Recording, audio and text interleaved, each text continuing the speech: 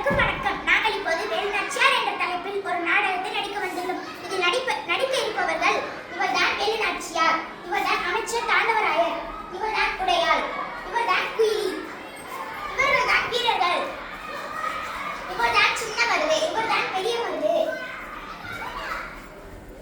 இவர்கள்தான் ஆங்கிலேயர்கள்.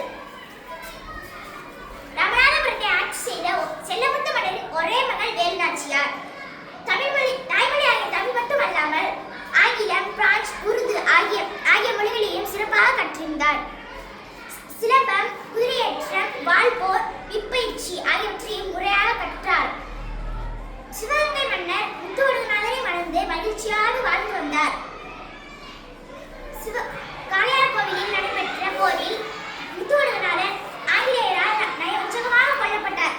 வேலுநாச்சியார் ஆங்கிலேயரை வென்று சிவகங்கை மீட்க உறுதி பூண்டார். திண்டுக்கல் கோட்டையில் தங்கி ஒரு படையை தீட்டி பயிற்சி அளித்தார்.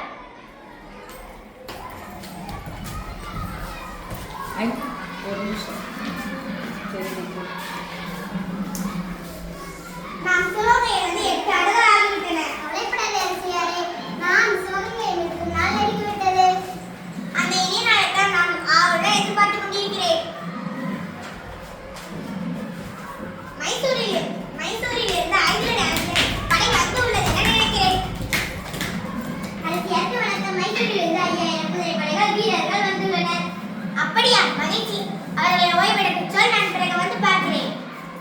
ஐயர்களி உறுதியாக படையெடுப்பார் என்று எனக்கு முன்பே தெரியும் அரசியாரே. எதனால் சொல்கிறீர்கள்? நாம் இருவரும் ஐதரலி சந்திக்க மைசூர் சென்றோம் அல்லவா?